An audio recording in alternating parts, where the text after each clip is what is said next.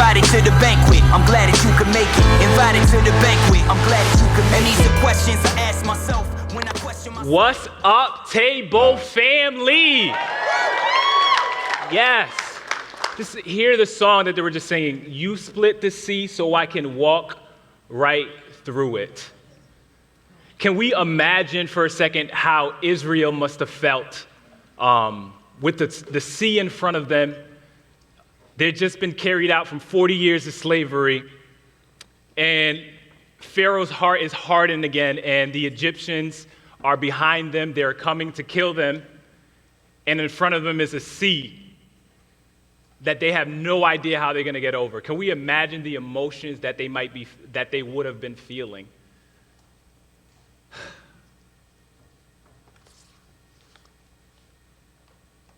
How do you think that they felt? Kids, women, children? Well, my name is Joshua, and I want to welcome you to the table. I'm so excited to be here with you guys today. If it's your first time here, we want to say that we love you. I just met Chris in the back over there.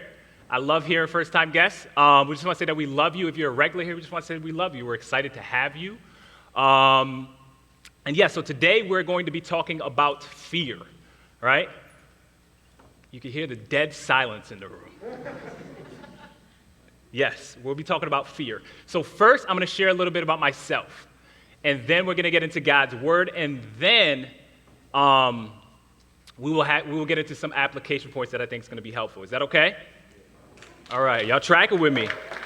Okay, this is my second time speaking from platform. So if y'all don't engage, I'll just walk off and let Isaac finish it. Okay, just so y'all know.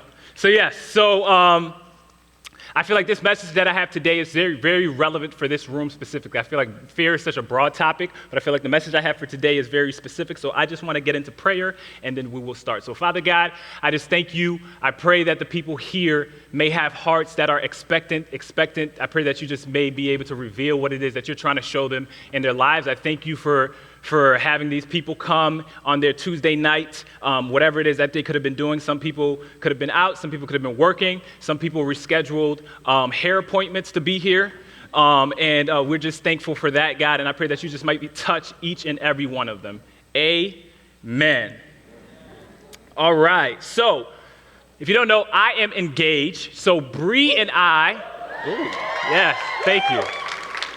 That works every time. So Bree and I, thank you, Bree.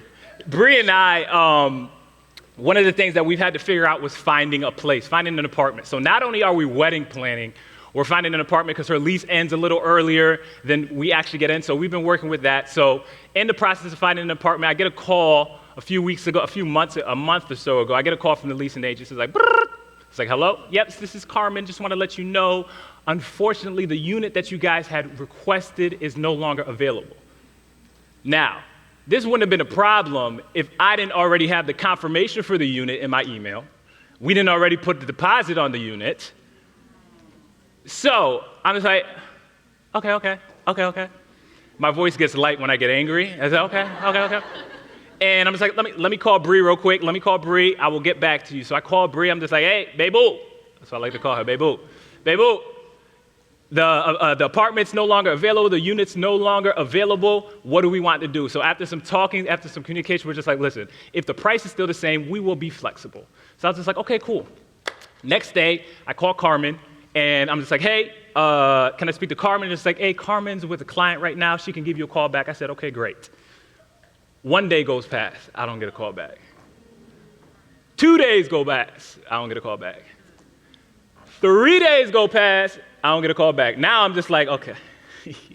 I'm literally, I can see myself. I am in my office here at First Orlando doing video, and I'm just like, okay, Bree's asking me what's going on. I'm flooded with work. I am just agitated. I want to kind of get this done. So I'm just like, you know what? I'm going to call. I'm going to be proactive. I'm going to call. So I call, and essentially what happens is I call, and it's please leave a message for, I said, okay. So I left a message. I was being subtle. I said, hey, Carmen, I just want to give you a call. You know, you said that you'd call back, but you didn't. And I just wanted to follow up, and no hard feelings. I just wanted to follow up, see what was going on. Cool. Hang up. And then 10 minutes later, I'm still in my feelings. Like, I can't shake it. I'm like, it's the middle of the day. Like, you're there. Like, you're there. You have to be there.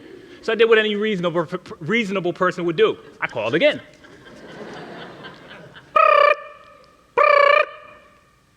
Please leave a message for, this time I'm just like, okay, I'm not gonna leave a voicemail. I'm just like, you know what? I'm gonna leave it alone. I'm okay. 2 hours later, I'm just like, I'm not okay. I'm driving over there. I'm driving over there. I'm driving over there. So literally before table, I drove over there. And not today, but before. So before table, I drove over there, and I'm hopping off I-4. I'm just like, okay.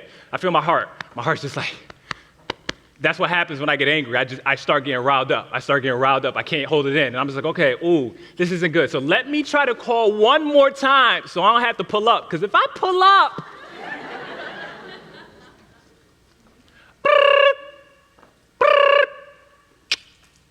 oh, I'm just like, I'm ready. I'm just like, hello? And I hear, okay. That's what we doing? Okay. I said, I'm gonna give him the benefit of the doubt. Maybe the phone dropped. Maybe something happened. But I was just like, but I am 3 minutes away. I am 3 minutes away. So I pull up into the driveway and I'm just like, okay, I'm ready. I am ready. John, I'm ready. And I am just like, okay, I'm about to go in. And then I have my hat on, and most of y'all know I always wear the First Baptist Orlando hat. I had my hat on, and I went to go turn it backwards because I was trying to get in the zone, right? I was getting in the zone. And then I realized that the First Orlando logo was on it, and I'm just like, okay, this isn't gonna be good. I said, this isn't gonna be good. And I'm just like, okay, Josh, what is wrong? What's wrong with you right now? And I'm just like, truthfully, I'm scared. I'm scared because the price that we got was a very aggressive price, and it was way under budget what we wanted, and it was everything that we wanted in the apartment. 1. 2, Bree and I really liked the place. 3, I'm a fiance. This is one of my first tasks. I got to knock this one out the park. You know what I mean? Like, I got to knock it out the park. So I realized that I'm afraid, and that's what I'm afraid of. What are you afraid of? So today, before we can talk about fear, what I want to do is I want to define fear. So what is fear? Fear is an unpleasant emotion caused by the belief that someone or something is dangerous, likely to cause pain or a threat, right? What are you afraid of? There are so many things that you could be afraid of. You could be, some of us in here is just like are in between jobs. We don't know where that next paycheck is coming from. We're waiting for rent. We don't know how that's gonna happen. Some of us are afraid because we don't know if we will ever get the job that we actually want. We don't know if we'll ever get the job that we actually feel called to. We don't know whether or not, what am I called to? Some of us are just afraid of calling. Some of us are afraid because just the political climate and everything that's going on, it's just like, what do I believe? Who do I trust? What do I understand? And then some of us are actually afraid of understanding it because if we did understand it, we might have to take a stance against somebody, and we don't want to have that conflict. So what are we afraid of? Some of us have irrational fears. I had a few irrational fears. 2 of my irrational fears. First fear was I remember when I was like 10 years old, I always feared that Jesus was coming back. And that was a good thing, but I feared that he would come back before I can actually get my driver's license. And I wanted to drive. Not no more. Some of us have irrational fears. Some of us are single in here. Some of us have fears, will I ever be in a relationship? I remember when I was single, I used to think the one thing that was probably an irrational fear for my fellas are probably like not an irrational fear, but one thing that was irrational fear, I was just like, well, God, I'd love for you to come back, but you said taste and see of everything, and I'm not married, so I ain't had sex yet, so please, you're gonna have to wait on that. You're gonna have to wait. Can I be real?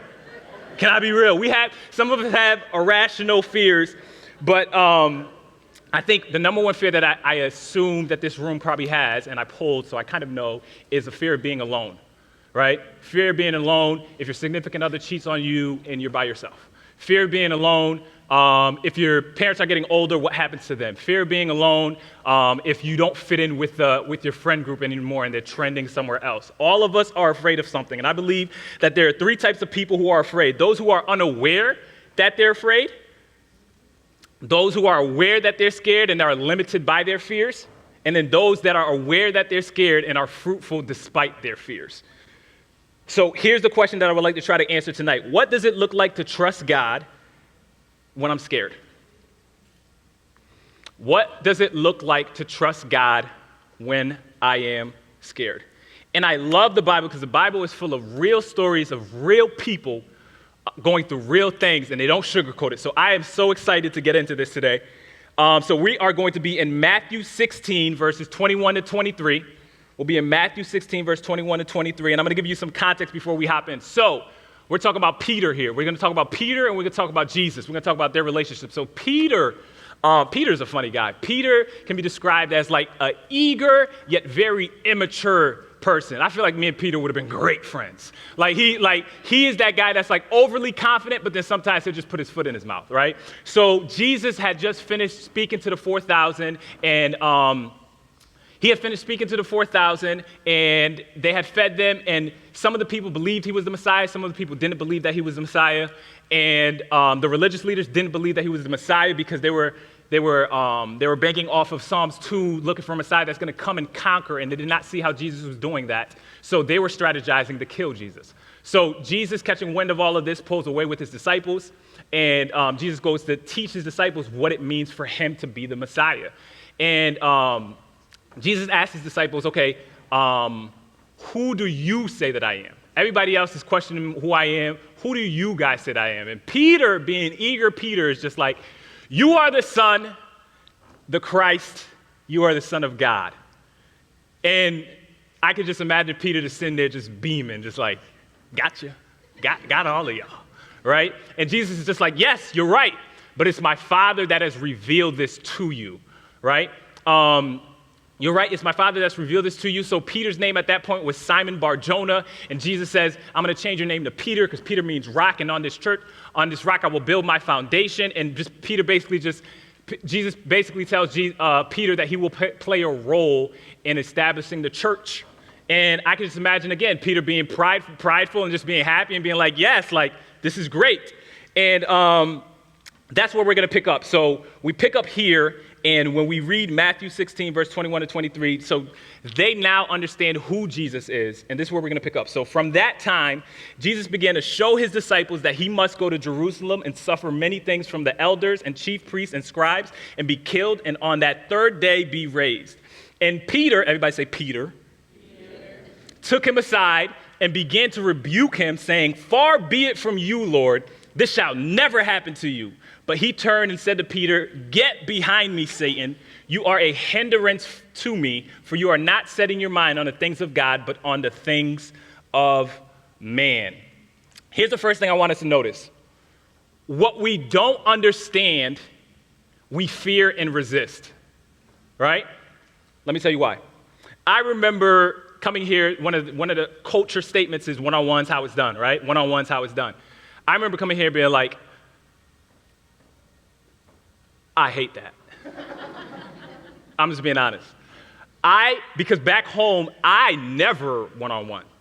Like, I never one-on-one. I never really checked it. Now, people, like, if we ran into each other, it's just like we accidentally ran into each other, right? And it's just like I checked in like every 8 months. I was a high doer, not a high beer, right? So it's just like I never subscribed to it. I was just like, yeah, no, like, not really for me. Like, didn't understand it, really kind of resisted it at first. But then I realized something. I realized the reason why I didn't like it is because I didn't understand it. I wasn't good at holding conversations. One-on-one conversations, I didn't know what to talk about. I wasn't good at holding conversations until one day I was in residency and they were talking about acing your one-on-ones. Acing your one-on-ones basically means assessing how they're doing, challenging or encouraging. Let me show you an example. How is your spiritual life? Oh, so how's your spiritual life going? Oh, it's going great. Oh, good. I'm glad it's going great. You're doing such a good job. I'm giving away my secrets for when I talk to people. But, and then it'll be like, so some of us know the Psalms tool. I could literally go through the Psalms tool and I just start assessing, and then I challenge and I encourage. And I'd be like, oh, 20 minutes, gotta go. No, I'm joking. I'm not that mean. A little bit. But yeah, so that's essentially how I assess. But when I didn't understand it, I feared it, I resisted it. So my question to you is, what are you fearing or resisting because of your lack of understanding?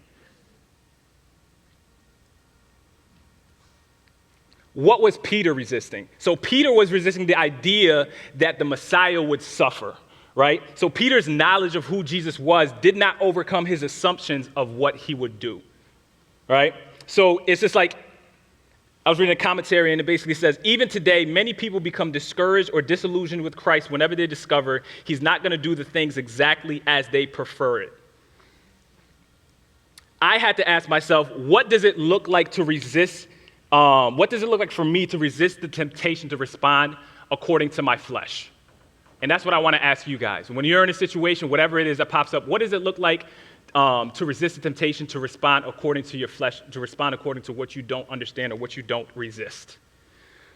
Second thing I want you to notice, you're not mad, you're scared. Let me tell you why. Now, I remember back a few years ago, I had a 98 Camry. That was my first car. I had about 170,000 miles on it. Thing was chugging along, and I was just working so much that I forgot to change the oil in it. And essentially, what happened was it stopped working.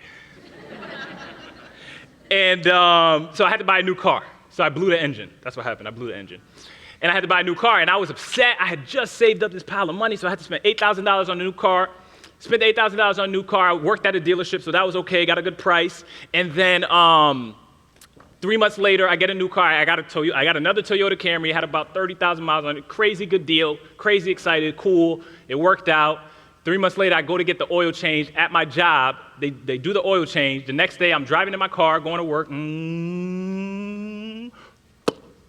It's like, what was that? Now, for any of my car guys, for any of my mechanics in here, for any of my car guys, the oil filter wasn't screwed on all the way. He felt my pain. Like, I love you. This right here, he felt it. He said, ah. Yes, that's how I felt. The oil filter was not screwed on all the way, so it popped off while I was on the highway. So by the time I pulled over, engine blown. I am livid, right? I'm just like, okay, let's go. So I get to work, and I'm like, I didn't talk to nobody at work for like a week. Like, they were about to fire me. Like, I was just angry. I was livid. And then I finally realized, like, you know what? This is such a crazy circumstance. I know nobody did it by purpose. I'm not actually mad here. What it is I am scared. I'm scared because did I just lose $8,000? Did I just, and even if they do fix the car and they pay for it, what happens if the car breaks, right? So it's just like, you're not mad, you're scared.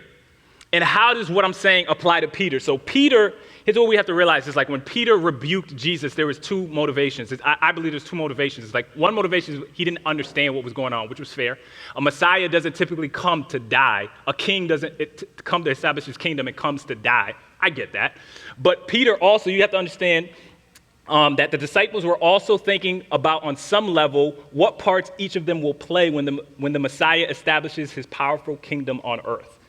So Peter was also thinking like, well, you just said that I'm going to be a part of this, but then now you're saying that you're going to die? How does that correlate? I wonder if that's anybody in this room. God, you gave me a vision that I'm going to be a wife and I'm going to have kids, I'm going to have such and such, but now I don't see, nope, don't see it. Can't see it, right? God, you gave me this career where I'm going to be someone that influences and be able to do ministry and this and that, but I'm working at a job that's completely contrary to what the vision was that you gave me, right? But I think this is interesting when we look at Peter's story as a whole. Peter, the characters Peter in the Bible, we see this theme where Peter is confident and then he is scared, right? Jesus gets out of Jesus is walking on water. Peter says, Jesus, if it's you, tell me to come. Jesus says, come. Peter steps out. Peter's walking towards Jesus. And then Peter looks, it says Peter sees the wind and was afraid, right? He was confident and then he got scared. And then Jesus tells Peter, another circumstance. Jesus tells Peter, hey, you're going to deny me. No, I won't. That ain't it. You ain't got me. I'm not going to die. Not me. They might, not me. Peter, do you know Jesus? No.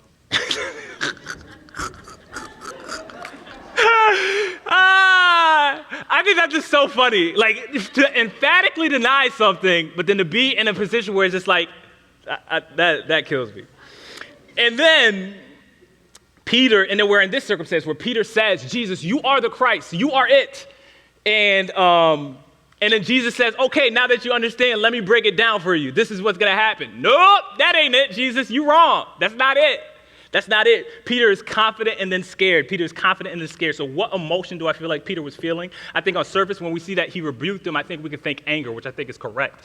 But I would also like to say that Peter is possibly afraid.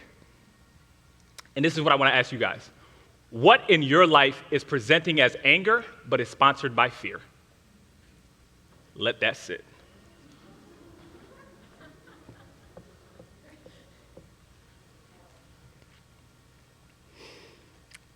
The last thing I want you guys to notice is this. Jesus' response to Peter. This will get me. So, Bree and I love you, babe. Bree and I laugh because sometimes when we interact and we talk, it just be so funny to me. And one time we were leaving her apartment and we were running behind, and I'm just like, Bree, like, I get kind of focused, I get in the zone, and sometimes I say things a little bit more intensely. So I just like, Bree, come on, let's go. And Bree does this thing where she just slowly turns around and look at me like, I'd be like, let's go. And Bree just be like, ooh, your tone. And then I know that the problem is no longer the problem, but my emotional state is the problem. Right? I'm gonna slow walk this for you guys. So now, whenever me and Bree, whenever we have something, if she says something that's off tone, if I say something off tone, I just be like, ooh, your tone. Right? So I am so shocked that Peter rebukes Jesus, the one who knows it all. If I was Jesus, the first thing I would have been like was, ooh, your tone. Who are you talking to? But Jesus doesn't do that, right? Jesus doesn't do that. Jesus tells Peter, you're not trusting me. Jesus tells Peter, you're not setting your mind on the things of God, but on the things of man. So essentially telling Peter, trust me. Trust me. Like, you are setting your minds on the things of man, which is why you are fearing, which is why you are not trusting me. Trust me. But I think he does something subtle here, so subtle that I don't want us to miss. Jesus focuses on the problem, not the emotional state. There are so many of you in this room right now that are beefing with people and have issues with people because you are focused on their emotional state when you address the problem, not the actual problem. Let that sit.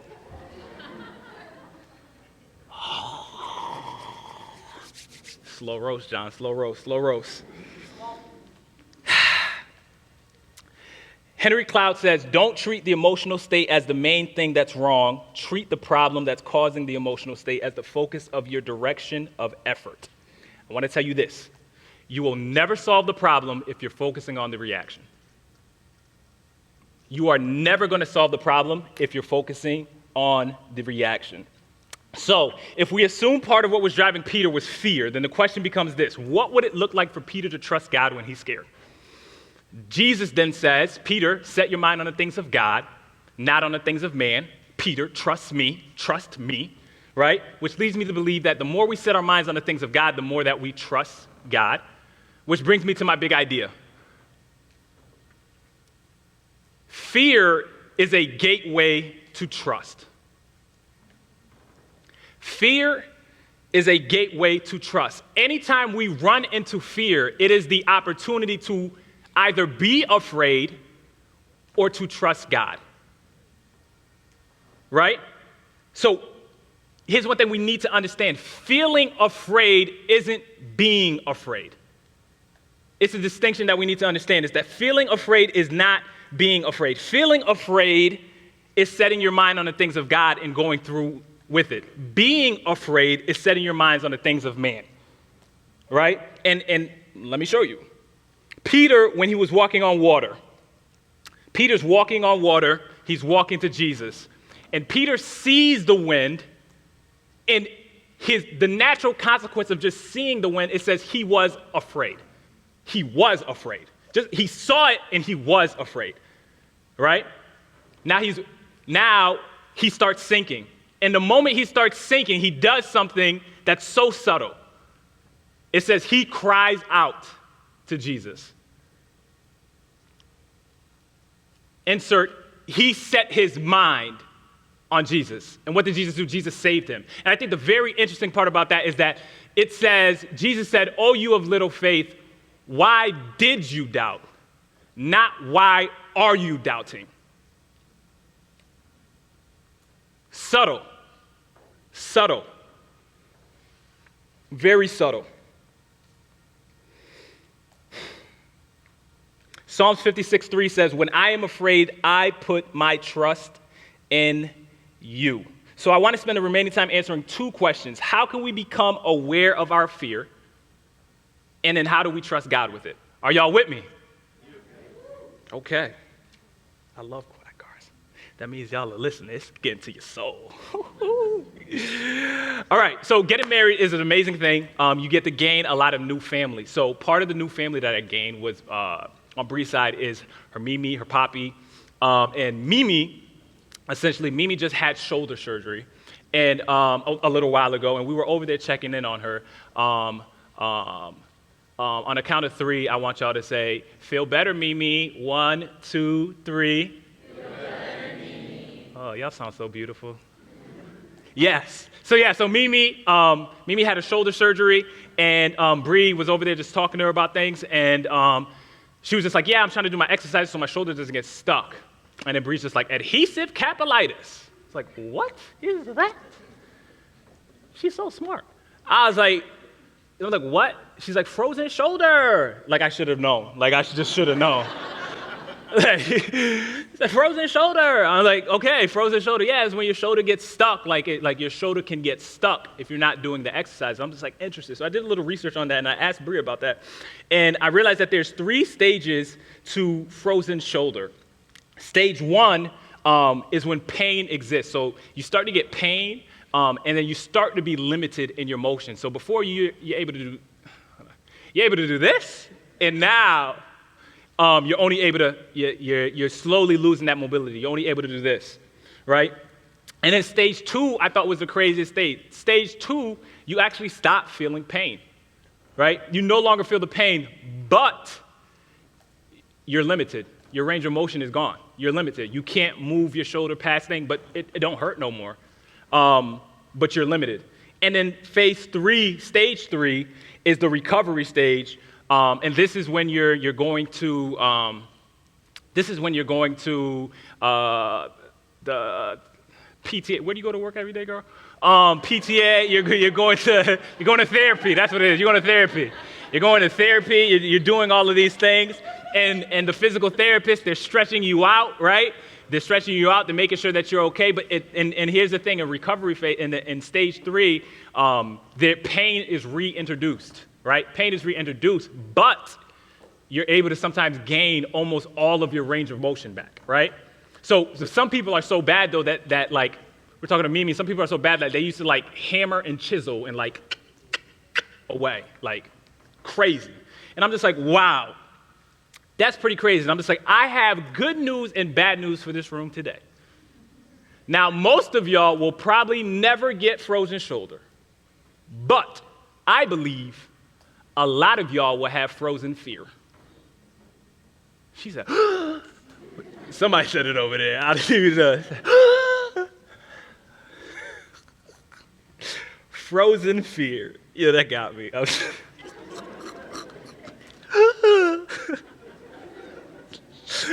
I feel you. I'm with you, girl. So what would that look like? So stage 1 of frozen fear is you start avoiding things. So you're triggered by things, and then you start avoiding things, right?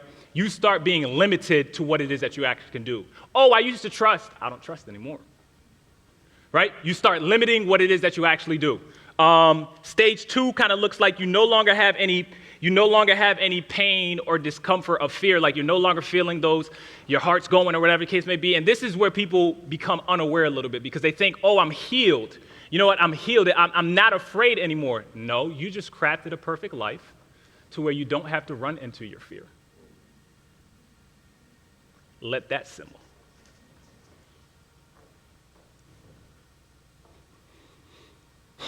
Stage 3, you have essentially being the recovery phase. Those are the people that are in counseling talking about the issues. Those are the people that are in life groups talking about the issues. Those are the people that are able to, when they're going through something, they're able to say, hey, like, no, this makes me feel really bad. I don't want to be going through this, but you know what? I'm going through it, and I'm going to go through this with the support of people. So 3 stages of frozen fear. And I want to show you what that looks like practically. Come on, Dan, let's do it. So stage 1, you have a series of things of how you feel. So I'm just going to share some stories with you of how this applied to me. So this morning, literally this morning, I'm getting ready for this message, and I'm so confused as to what it is that I'm going to say. It's just like things were kind of binding up here, and I'm just like, okay, I got to go for a walk. So I'm just like, I go outside to go for a walk, and for whatever reason, I don't know why, but I still don't like talking to my neighbors. Let me rephrase that. I don't like talking to neighbors. Let me rephrase that. I don't like talking, contrary to popular belief, except, yes. So I'm about to leave, and I'm about to walk outside, and I see my neighbor, and I'm triggered. I felt triggered. I'm like, dang. Right? I'm just like, man. So I'm just like, okay, he's on his phone. He's cutting one of these trees on the thing, so his back is turned to me. So I'm just like, okay. I'm like, okay, if I open the door now, he probably won't see me. And I'm just like, okay. So I open the door, and I step out, but then there's like this, almost like a fence area. It's like a gated area, so I have to still go through. So as I'm walking through, he turns around, and I'm just like this. I turn back. I'm apprehensive now. Now I'm watching. Now I'm trying to go. I'm not going to go. And then I'm at the end of the day, I'm panicked because I'm just like, yo, I want to get out of this house, but like this guy is right there. And you're just like, Josh, just go. Like, right? Any rational person would just go. I'm just like, no, I don't want to talk to him. I don't. How's the wedding? Are we invited? No.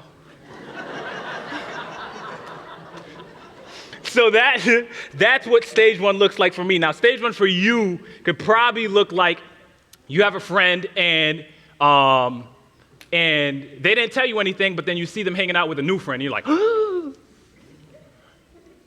Yep, that's you right there. You're like, oh, right? And the next thing you know, they're telling you, yeah, I hung out with such and such, and you know what? Like, we went to a concert and we such and such, but they didn't invite you. Now you're apprehensive. Now you're thinking like, you're anxious and you're fearful. You're like, what is happening here? Are we drifting apart? What is this? What does this look like? And then she asks, your old friend asks, can we hang out with the new friend? And you're just like, no, absolutely no. Who wants to hang out with her? No. We don't got to do that. You're panicked. You don't know, what does this mean? What is this? What are the implications for our relationship? Why are we bringing this new person in? What are we doing? What does this look like? So that's stage 1. That's what stage 1 could possibly look like for you. Stage 2, what would stage 2 look like? So a few years ago, I happened to get myself in a lot of trouble, and essentially I got arrested, and I found myself in a courtroom, and I found myself in front of a prosecuting attorney, and essentially what happened was, I'm not gonna get into that, but essentially what they were talking about, and they were going through sentencing, and my dad decided to say, yeah, no, throw him in jail. What? Now, I skipped stage 1 completely, and I just went to stage 2. I was numb. I was so past being hurt, like I was past it. I was numb, right? And then when they were asking me, like, how do you feel? Well, no, he's never really gotten in trouble before this and this. Josh, how do you feel about it? I was apathetic. I don't care. Do what you gotta do. Don't care. In the back of my head, I'm just like, no! Right? And then I became stone. And the reason why I use stone is because I think it's a representation of like when you stonewall, or just I feel like my heart was just so hardened by that. Nothing could faze me or break me. I didn't care. If my dad could reject me in that way, there's no way. Nothing could break me. If I could come out of this, nothing could break me. So essentially what happens is, a few years later, 10 years later, I'm just like, yo, wow, I feel like I'm doing better with this trust thing. Like, I feel like I've kind of outgrown all of this. And then in the back of my head, it was just like, congratulations, you played yourself. You didn't get better. You just learned how to craft a world where you didn't have to trust people, which is why I did so much. Because I don't have to worry about you. I can just do for myself. I don't have to worry about you. I don't have to be with you. I don't have to do anything. I just do. I just do. Stage 3. Now, a lot of people ask me, as I'm getting married, it's just like, hey, how's the getting married process? How are you feeling? How are you feeling? How are you feeling? How are you feeling? That's the question that you constantly get. How are you feeling? How are you feeling? And I think the answer that I kind of came to was just like, hey, like I realize this is a big moment in my life, so I understand it's going to come with a slew of different emotions. So sometimes I feel overwhelmed. Sometimes I feel excited. Sometimes I feel nervous and anxious. But I am aware of what's going on. So it's just like, in this circumstance, I felt mindful. When people ask me that question, I feel mindful because I'm just like, I'm aware that the reality of situations, I'm aware of the moment that I am in. And I was content. I'm just like, hey, like, this is a one-time thing that I'm going through. It's like, hey, this is kind of the conditions that it comes with. I am content with that. Do I wish it could be different? Yes, but I'm content with this is how it happens for everyone. And then I become responsive to situations. So when I am upset or frustrated or when I am happy, I am able to not react to those circumstances, but I'm able to respond to those circumstances. And all that practically means is, Bree, is that true? Yes, it's true. I respond to circumstances, and all that practically means is that I'm aware of what the situation actually is, so I can now, so now I'm just like, I have context for it. So it's like, I'm angry, but I know why I'm angry, so I'm just gonna keep it within this bubble. So those are the 3 stages of fear. And so the question is, how do we become aware? The question we were trying to answer was, how do we become aware of our fear? And I would submit to you that which one of these stages do you see yourself falling into, right? We said that there's 3 types of fear. There's 3 types of people when dealing with fear. Those that are unaware, those that are aware but are limited by their fears, and then those that are aware but are fruitful. And the question that some of you may be asking, is like, if I'm unaware, how do I know what to do with it? I'm unaware. I don't know what to do with it. I would, again, submit to you, what one of those statements kind of resonated with you as far as in a particular area of your life? Are you scared to talk about one thing? Is there something that's always off limits with everybody? Probably in stage 2. Is something that you're always reacting to? Probably in stage 1. You're just not dealing with it, right? So now that I'm aware, what do I do? And I think the hardest part of this is actually this part of diagnosing, not the actual application point. The application points are pretty practical, so we can go ahead and throw that up. So the application points being prayer, people, and patience. So in stage 1, I want you to pray about it. I want you to pray about it. And you're probably just like, yes, Josh, pray about it. No. Like, I want you to pray about it. The reason why I want you to pray about it is because I want you to start naming it and naming how it feels. Because if you can't name it, you can't change it. Right? So whether it's prayer, whether it's speaking to God, whether it's journaling, I need you to start naming what it is that you're feeling and how you're navigating. And I want to caution you on one thing. While you are praying, there is a time to let God know how you feel, but do not stay in the mode of just counseling God on what to do. Right? Peter rebukes Jesus, and Jesus tells Peter, you are a hindrance to me, meaning that you are a stumbling block, meaning that you are actively getting in my way. So I would submit to you that when you are counseling God and telling God, well, this should happen and this should be this, you are actively getting in his way.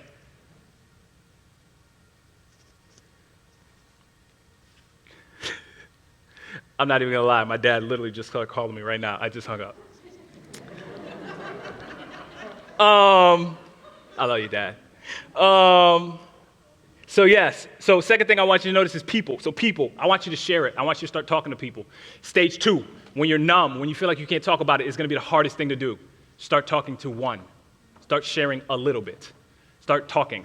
I need you to start talking to people. I need you to start talking to counselors. I need you to start talking to community groups. I need you, whatever it is, but start talking about it. If you do not bring it out in the light, you can never heal from it, right? And when you're sharing, essentially you're realizing that, again, we said feeling afraid isn't being afraid. When you choose to share with people, you are feeling afraid. When you choose not to share with people, you are being afraid, okay? So, and then the last thing I want you to do for stage 3 is I want you to have patience, right? Stage 3 is probably the most healthiest state that you could be in. I want you to, and in that, there's going to be patience needed because there's going to be, you're going to have patience with yourself to be able to go through the process, but also you have to, in this moment, embrace the ridiculous. I want you to see something. I don't think Peter was wrong for being scared. What Jesus was saying was going to happen, Peter had never seen happen before. Like Peter never seen happen. It's how are you going to do this? The people of Israel, when they're standing in front of the Red Sea and they see the Red Sea and they see the army, they have no idea Jesus is going to split the sea. They have every reason to actually be afraid. So that's why I need you guys to understand, like if you're actually setting your mind on the things of man, which means everything but God, everything with God removed, fear is real. Like you will see that fear. You do not understand it. But the thing is the reason why we set our minds on the things of God is because God is bigger than what we think, how we think a situation should be handled, right? So embrace the ridiculous. Embrace the ridiculous. So as the band comes up, I want to close with this. The people of Israel were standing in front of the Red Sea, standing in front of the sea, and behind them was an army of Egyptians. And again, I ask you, what do you think that they were feeling? What do you think that they were feeling? And it says, the Bible says, and behold, and this is in Exodus 14, it says, and behold, the Egyptians were marching after them, and they feared greatly, right? They feared greatly. So much so that they told Moses, is not this what we said to you in Egypt? Leave us alone that we may serve the Egyptians, for it would have been better for us to serve the Egyptians than to die in the wilderness, right? They were no longer slaves. But the reality of their fear, the reality of their circumstance, they were just like, it was better to be a slave than to actually leave. And I think some of you in this room will take this message and will apply it. And I think what you might find is it may get worse before it gets better. And you may say, Josh, you should have left us a slave to fear.